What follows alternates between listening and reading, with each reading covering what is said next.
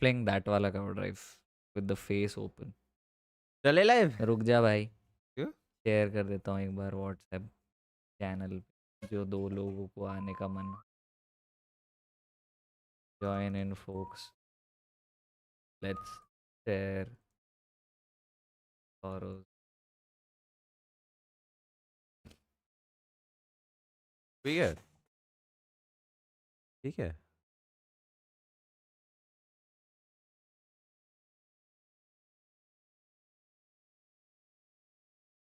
Of some poll.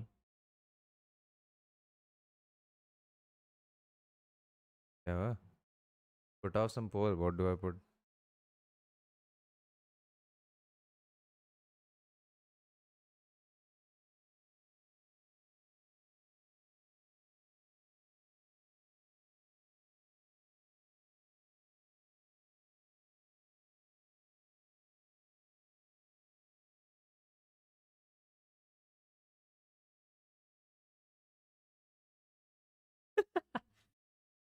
Rohit Sharma in IPL, it seems.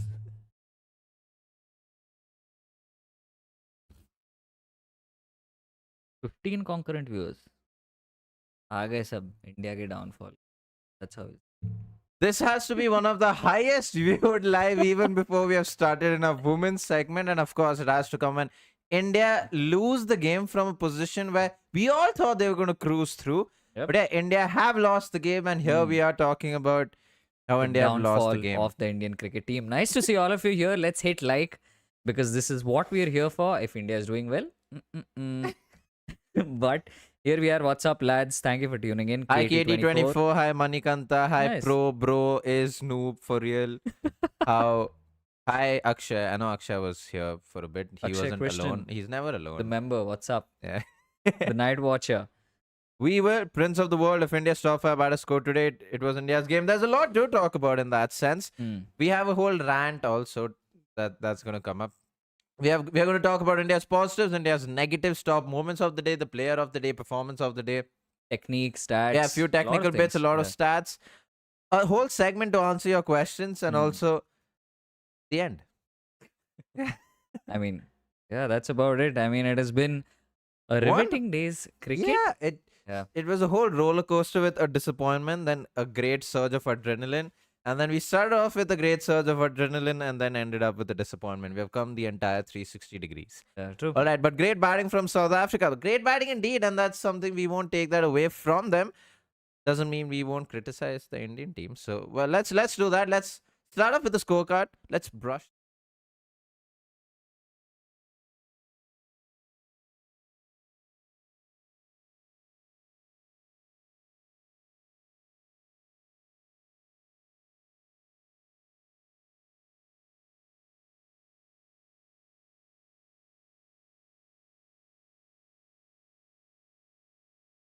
It's become sort of the norm.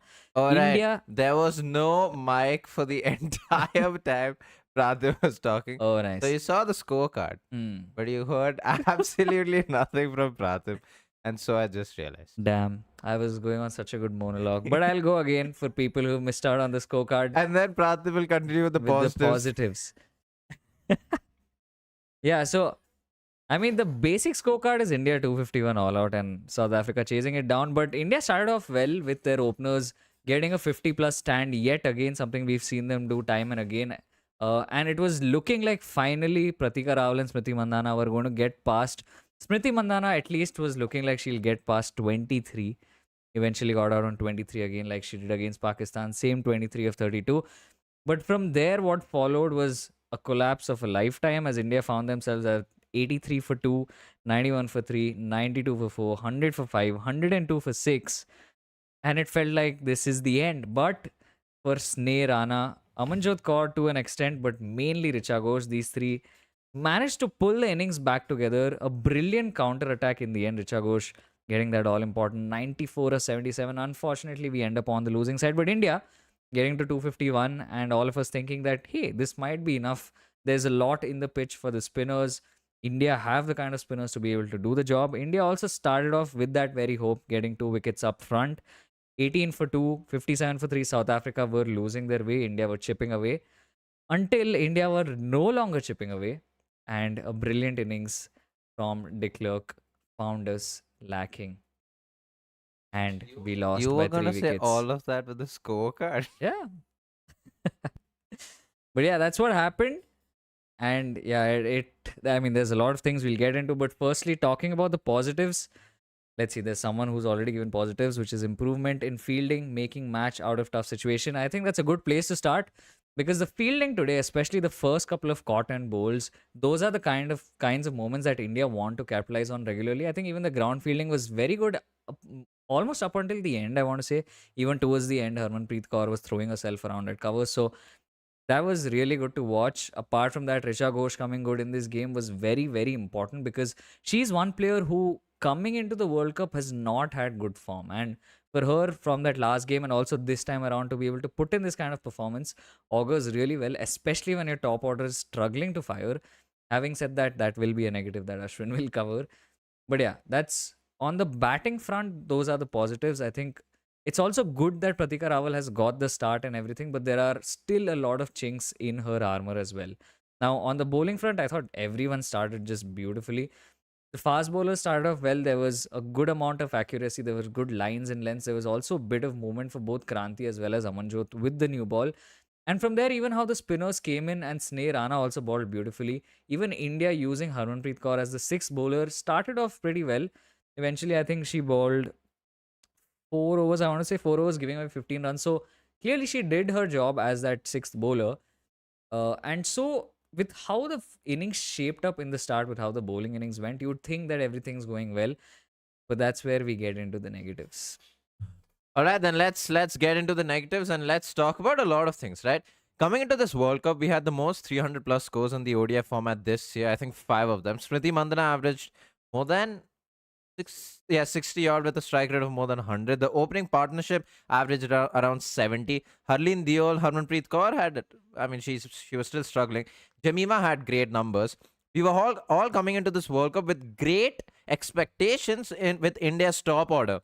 But what do we see in the first three games? We see 81 for 1 to 124 for 6. And in the second game against Pakistan, from 106 for 2, we see 159 for 5. And this game today, we saw 83 for 1 to 102 for 6, which is insane when you think about how bad a batting order can perform consistently coming into the World Cup with so much of form.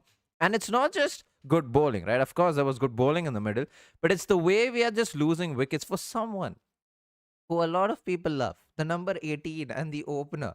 Smriti Mandhana, when Mlaba got her out, no? Yeah, so her first over, there is a long off. What does she do? She tries to take the long off on.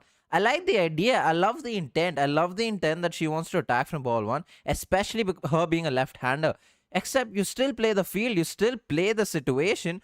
You've not scored a lot of runs, which is okay. I'm not telling her to take a single. I still want her to attack, and that's exactly what I think she wants to do too. Also, why she played the kind of shot that she did. Except you don't take the bowler on in the first over, especially with the long on, especially when you know there's a lot of left arm spinners that the Indian batters struggle with, and you are that left hand batter. You need to stay in the crease, which she didn't do. The entire innings was just scratchy from her. I thought she tried to hit the ball too hard in the beginning. It reminded me of the time when, I don't know. I'll go back to men's cricket just for a second. When Virat Kohli was struggling in the T20 format, trying to hit the ball hard, and then she started timing it. He started timing it, and that's what that six did to Smriti Mandhana when she finally got a six, finally got a boundary. And then she started timing the ball. I thought, right, so we're back at it. We're back into the Smriti that we knew the entire year. Except she takes the bowler on with the fielder right there and gives the fielder a catching practice, right? So she gets out. We are Harleen Deol playing the wrong line, just playing all over the place, getting bowled. All right, we will cut her some slack. Some might say it's a good ball. Pratip would be appreciative of that ball, but she did pick the wrong line. And then Pratika Rawal plays across the line, gets a top edge, gives a wicket away. Jemima Rodriguez, as much as we like her, and we've done a podcast with her, a sweep shot is a bit of an issue where she just stamps her front foot in the middle of the stumps, hoping she connects it every time. And of course, there will be times where she doesn't connect it, and she will be out LBW without a doubt. And it is something I hope she rectifies, because she is a good sweeper of the she is a good sweeper of the ball. She plays the sweep shot really, really well. Except you would just think that she would always get her front foot out of the way. Except she doesn't. She got out against Pakistan that way. She got out against South Africa today that way. And then again, we saw Harmanpreet Kaur. I'm not going to go through every dismissal. But these are just dismissals I wanted to point out, because it's just pathetic. Like, how many times would we expect Deepti Sharma, Richa Ghosh, Sneha Rana, and Amarjot Kaur today to save the game, to save the Indian team's batting order, especially in a World Cup, especially when we are coming into the World Cup with a lot of runs. And yeah, that's just with the batting front. And so I'll move on from the batting and go to the bowling. I think, yeah, so like Pratap said, we started off well with the ball. I just thought the captaincy was a bit iffy and I didn't understand half of the field. And I say that because when Sneha Rana and Deepti Sharma were bowling, especially when Sneha Rana started off, you could ask Pratap this: as an off spinner to a right hander, you would always have fine leg. Even if you don't have fine leg, you'll have your square leg very, very square, because naturally the ball is turning into a right hander and they just need to play it late and nudge it. And if you don't have fine leg, you're always getting runs. But if you have a backward square leg, you could always cut off that boundary. Not only did they not have that square leg, they didn't have a fine leg, and then they kept getting those boundaries. And that is something the Indian team could have easily cut off, and maybe the equation in the end would have been a lot tougher than it actually seemed. Same thing when Sneha Rana was bowling. I think it was the 18th over or the 17th over, around the wicket, where they have a packed leg side. So the whole idea of what she was trying to do is you bowl negative line to a right hander, make sure that the right hander only plays towards the leg side. That's why you have a packed leg side field. Except she wasn't bowling negative line. She was bowling outside the off stump, trying to spin the ball back in. The only thing a right hander needs to do is give herself some room and hit it over covers, which is exactly what she did. And she got a couple of boundaries because of that. I just thought captaincy in a lot of sense was a bit iffy. The fielding positions and the field setups didn't really make sense to me. Also, Kranti Gaud, it's a moment that we'll talk about where she gave 18 runs. But even in that over, I don't know what was happening, because there were a lot of plans going around with short of good length deliveries, but with mid on up or mid off up. And again, that didn't make sense to me. So there's a lot for the Indian team to go back and think about, because it almost made no sense with half of the field setups. And Harmanpreet Kaur is much more experienced than this. And I'm not saying this because India lost the game. We were going to talk about this regardless, because it was just astonishing to us of how she could miss such obvious things. It's very easy for us to sit back and watch from the TV. We know that, of course. But still, she is an experienced campaigner, and we just thought it's something she shouldn't have missed. All right, then that's that. All right, and that's where we move to the moment of the day, and that has to be possibly the Kranti Gaud over, where she came into the 47th over and she went for 19 runs. So she came into that over, 8 overs, 2 for 41. Brilliant figure. She's bowled brilliantly through the day. She's going at fives. All is good, and India are possibly looking to bring her back so that she can get that wicket and just close out the game. But what happens, unfortunately, is Gaud to Klerk 6, Gaud to Klerk 6, Gaud to Klerk 4. And that over completely changes the trajectory for South Africa, who at that point, at the start of that over, needed something like 43 in 4 overs. And after that over ended, they just needed about 20 odd to win. And that's basically where the game turned. I thought, yeah, there's not too much to say there. It's just Kranti Gaud. And these are the moments that we're talking about, where experience becomes very important, because once you go for 4 and 6, what do you do? What does your captain tell you? What are the field changes that you make? Could a Renuka Singh Thakur here have been a little more impactful? So these are all things to think about and can only be spoken about now in retrospect. But because India still have 6 games, no, still less than 6 games, 4 games. 4 games to go in the World Cup. There is still a lot of room for rectifying such mistakes. All right, then let's go from the moments of the day to the performance of the day from the Indian team, of course. Performance of the day from an Indian standpoint, and that has to be Richa Ghosh. I've got her wagon wheel here. It was a very interesting knock, because through the first part of the knock, she realized that she had to sort of take her time and be there, and that's exactly what she did. She was happy to nudge the ball around and just ensure that she was not getting out to left arm spin like a lot of the other batters had up until that point. But after that, the way she opened up, especially the V, I think the offside, a lot of her shots over covers was something worth noting. And also eventually some slogs that she does play around mid-wicket. But I think for Richa to be able to counter attack in that kind of fashion, eventually she ended up with, I will just quickly check her score. She eventually ended up with 94 of 77 with a strike rate of 122. She's got 11 fours, 4 sixes. So we've known Richa to always have this power game. It was mostly about can she also bat long. What we've seen until now a lot of times is that she's someone who's only able to come in when there are 5 to 6 overs, and she knows that this is what she has to do, and she's able to do it. But today, coming in very early on, her entry point was somewhere in the middle overs, and from there, for her to be able to take the innings deep, firstly, and then to be counter attacking in this fashion holds really, really well for India moving into the business end of this tournament. All right, then that's been Richa Ghosh's wagon wheel. I'm going to talk about a very, very technical thing. So I'm sorry if you guys are not interested, especially after India losing the match. But so this is Pratika Rawal's initial movement, and this is, I think, something they also talked about in comms. So correct me if what I say is wrong, or if I didn't really hear it. Pratip told me that they talked about it. All right, so if you see the picture on top, so that's top. If you see if you see the picture on the top, she's getting ready to face the bowler. It's a normal stance. We can always dissect it, but some other day. If you see the picture on the right, you can see her lift her foot, back foot. Now, usually when you go back and across, the whole idea of going back and across is to get ready, is to get towards the ball and not away from the ball. And I say this because when you see the picture on the right and when she's lifting a foot, I think she has a different initial movement in the sense that a lot of batters, when they go back straight. So if you see Virat Kohli, even when he's going back, his back foot goes towards the off stump and his front foot goes towards the off stump. I think what she's trying to do is take a back to the leg stump and just go straight back while her front foot goes across. But what is she doing instead? So if you see the picture below, all like below the two pictures, if you, bottom picture, you'll see her back leg going almost outside the leg stump. So she takes a foot towards the right of the picture while her front foot is going across, which is where she finds herself being tangled. So a ball pitched outside the off stump, especially when it's swinging away, you will notice her missing quite a few deliveries, especially, and you'll almost seem like she's stretching at it, even though the ball is just fourth or fifth outside the off stump. And this is because when she takes a back foot towards the right of the leg stump, she needs to reach out a little more towards the ball, which is also why she feels like she's stretching out a little more, which is why it also feels like she's missing a lot of those deliveries. So I think this is something for her to take care of, because it's such a weird position as a batter to be in, because your back leg is outside the leg stump, but if your head wants to move forward, your front foot wants to move forward, your whole body weight wants to move across, except you're not able to. So if you see her play those back foot punches, which she more often than not connects, but when she pokes at it and misses, it's such a weird position for her to be in. And this is why I don't know why she wants to go straight back. You would generally just go back and across, and you would take a back leg to the middle stump from the leg stump. And I hope someone brings it up with her. If not, it will be a thing of concern for her in the future. But yeah, this is something we did pick up on. All right, then let's go to a couple of stats.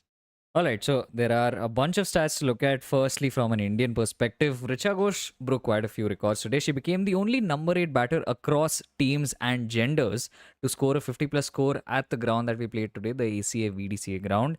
Richa Ghosh also became the only designated wicketkeeper in women's ODI history to score 50-plus batting at number 8. So that is quite an interesting stat.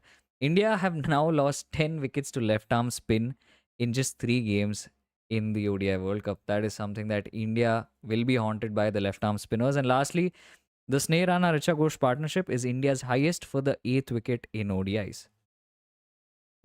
All right, then that's another interesting stat. The only other Indian designated wicketkeeper to score a 50-plus in this ground was MS Dhoni. So now Richa Ghosh is second. Right, that's that then. That's been a long life. We'll take questions from you. I disagree. Simran. What does Simran have to say? All right, Simran.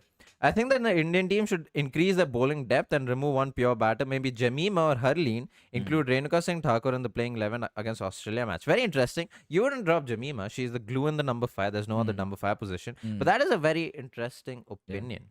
Yeah. I think that is also interesting from the perspective that Australia are also very similar to India right now. Yeah, in the sense that their top order struggles, and generally teams till now have struggled to clean out Australia. Yeah. They've been able to get the top order, but then they run out of bowlers. So if India are confident that their 5 bowlers and maybe Harmanpreet are good enough, or Pratika Rawal, are good enough to get those 10 Australian wickets, then play with the same combination. Also, from the psychological perspective of, do you want to just change your team after one Yeah, true. mishap? Like, how does the messaging look?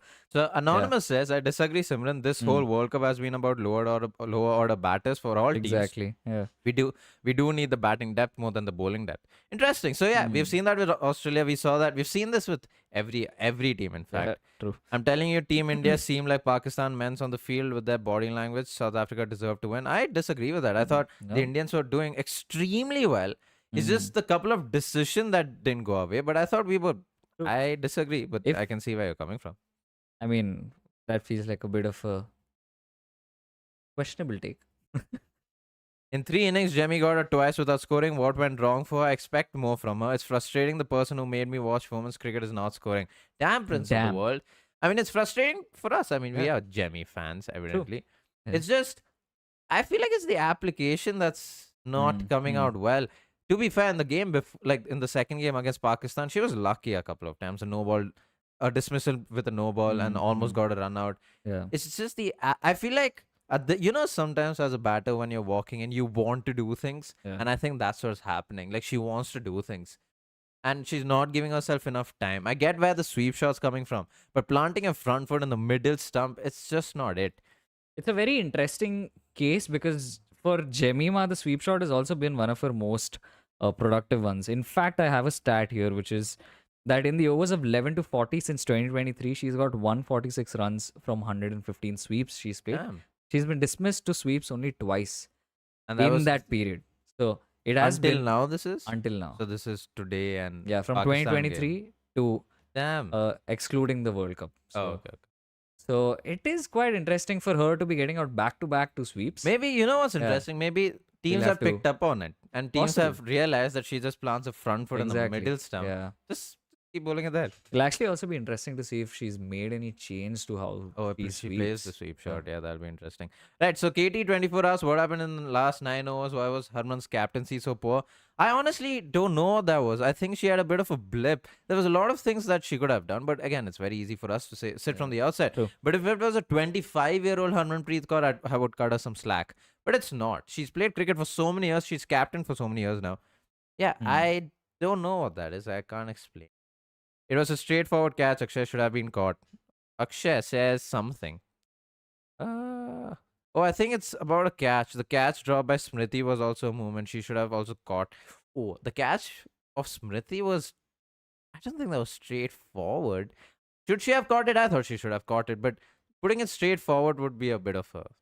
I mean, Jemmy should have caught one. Pratika should have got one. Oh, those Jemmys would have been a quite the blinder. catch, To be yeah. fair with Smriti, if she caught that, she should have caught it, but it wasn't straightforward. But should she have caught it? Yes.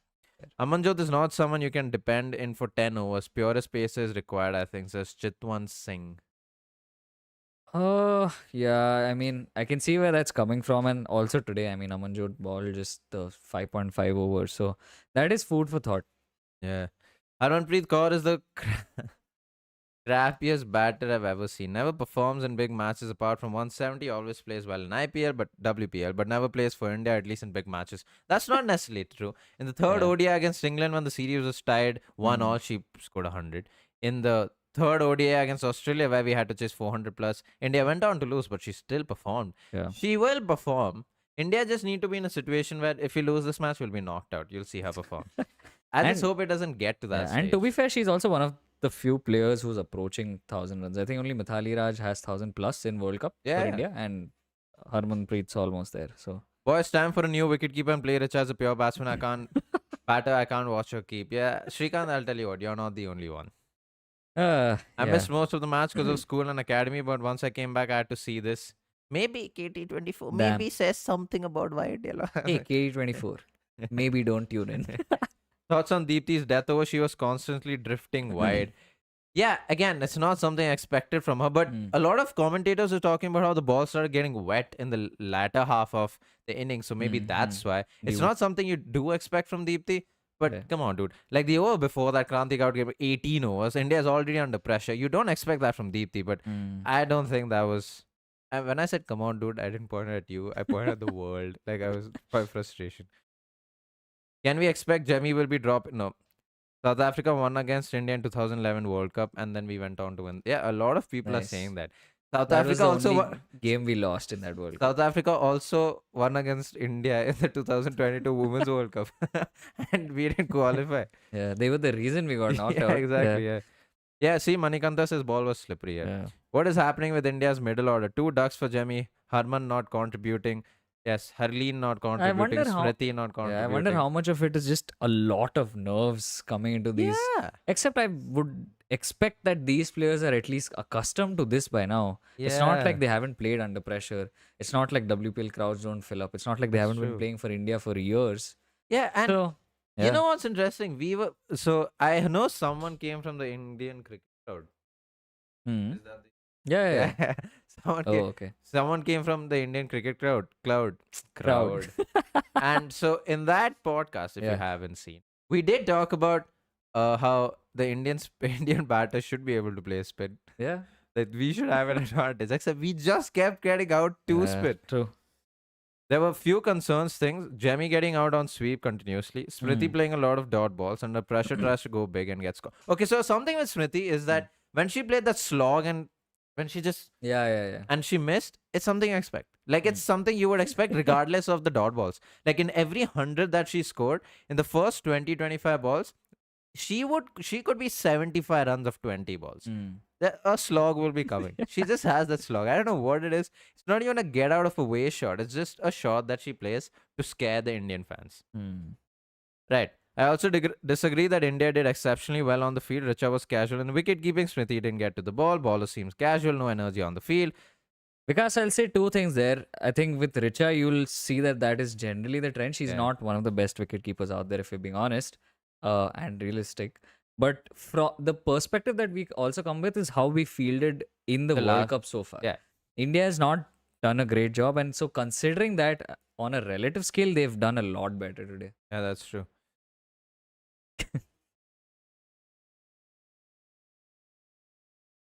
One of the reasons for why my interest in these lives is keep going down, it's not because of the views, because of the lack of Pratip's. Oh, I think it's What's up? Pratip's camera just giving up every now and. Boy, seriously, all our games so far has been almost miracle wins, not enough convincing performances with the top order and middle as well. Is it nerves getting to them? I don't think it's a selection blunder. To be fair, the Australians can say the same thing too. Yeah, true. Like all of their wins have been miracle wins. If not for Beth Mooney, who knows? If not for Ashley Gardner, who knows? So, hey, Hertz, What's up? you're a member. Hmm. I did not know that. I didn't have. I've never. I don't think I've ever called out your name. I'm new to women's cricket. Just it seems they're more comfortable bowling spin in all phases of the innings. Is it? Because of the conditions, yeah. Because of how slow the pitch seems, of how slow, I mean, how much assistance the ball is getting from the pitch. Yeah. Yeah, it seems like it almost seems like it's the way to go forward in this World Cup to have a lot of spinners bowl in the middle. Pratip Camera is like my family. What is that? Jesus Christ. The Indian batters are not rotating strike at all. I wonder why. Chitwan, it's a trend. I'll tell you this. We made a reel on this. That shocked me. So Harleen Deol, the Indian number 3 batter in the overs between 0 and 10, shares a strike rate of about 70 in this year's ODI cricket before the World Cup started, which you would think is okay. It's not 100, but then you would think that the opening partnership has been so successful, so she may not get a lot of balls in the power play. So she doesn't try to hit boundaries. Great. So between the overs 10 and 20, when the field spreads, you would think that a number 3 batter would be able to rotate strike. Now, do I think she needs to be dropped? No, she's been successful. I mean, she's done quite all right. She, until this game, was the highest run scorer for the Indian team. So she won't get dropped anytime soon. But, right. So between the overs 10 and 20, she has a strike rate of 58. Test batters have a better strike rate than 58. But yeah. Says a lot. We're actually getting some interesting comments. We are unlucky in this World Cup till now because we're getting to bat first when the pitch is under covers. That is a really good point because South Africa makes sense for them to have won the toss and chosen to put India into bat first. Yeah, and also because Dew seemed to have come in later today. Yeah. So food for thought, definitely. Good. I'm being moved. Radhika playing well but not able to convert it into big score. Harleen tries doing partnership, but a strike rate is a concern because we aren't playing tests, we are playing ODI cricket, and Harry gets out less. 20. That's exactly the Yeah. problems unknown. That actually brings me to a discussion that we were having around if India should have sent Deepti Sharma in at Yeah. some point today, especially when you knew that South Africa has two left arm spinners in the middle overs. And India needs to realize that maybe they can be a little flexible with the batting order, Right. especially when no one's getting runs anyways. I don't think there's any harm in maybe moving one or two players Yeah, around. that's true. I think when the left arm spinner is venomous, send in your left-handed Left-hand batter. batter, yeah. Something so KT24, and I think something people do need to keep in mind is that as much as Smriti has started to attack, she can be 50 of 25 deliveries, and that's fine because she's the kind of batter who can catch up. And today was just that. Today was that, and by the end, she was matching Pratika in terms of strike rate after 30 deliveries, and so Smriti can do that. I don't care if Smriti is 5 of 30 deliveries as long as she's there in the crease and not throwing a wicket away. Yeah. Once she got going, the way she got dismissed was the problem. It's just she's played so much cricket in all this, and that's what frustrated me. But I don't care if she's 5 of 35 deliveries, 40, 45. Yeah, 45 is max. 5 of 45, she's wasted 9 overs almost. I know she can catch up. But I just don't want her to get out that way. The point is that she has to catch up. Otherwise, it's pointless. Satvik, what are you saying? Ignoring me again. Satvik, I apologize. Satvik, I acknowledge you, it seems. Hey, dude, come on. Satvik, we have to bat better to win against big teams. I agree. Our top order has to do better, for sure. Jemmy is very good at strike rotation. Same mistake we did in 2024 World Cup and later realized that Jemmy is the best number 3. Don't want to see that mistake again. 2024 was the T20 World Cup though. So in T20s makes sense. Yeah. But here's the thing, right? It's like seeing Kohli fail in 3 innings in a World Cup and then saying, I'm not saying that Jemmy, Kohli, I'm not drawing comparisons, but you've had a set template for an entire year and a half. You've built a team out from last World Cup to this World Cup. You have players who've done well in those positions. It's not like Harleen has not performed at 3. It's not like her strike rate has suddenly dipped. So it's things that the Indian team has known. It's a template they've been following for so long, which is why they're not going to just move away from it given 3 failed innings. Yeah, that's true. I also think I agree with Jemmy being a fantastic number 3 batter. I think she should have been a top order batter. I mean, we've talked about this throughout. Jemmy has talked about how she loves to bat top of the order.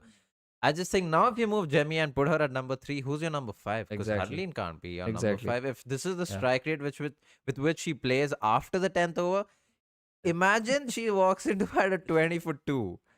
And what if she just doesn't get out of a shell? So I have no problem with Jemmy at 3. I just have a problem with who's your new number 5. Exactly. Unless you say Deepti is your number 5. Right. So you're Richa Ghosh at number 6. And then who's your number 7? So if you say Amanjot Kaur, then who's your number 8? You have Snehra who's after that. In essence, you drop Harleen and just shift Jemmy there and push everyone one up. Play Renuka Singh Thakur. Or bring in Uma Chetri. I mean, you could make a lot of changes, but I don't think India would do that. It doesn't make sense to, KD24.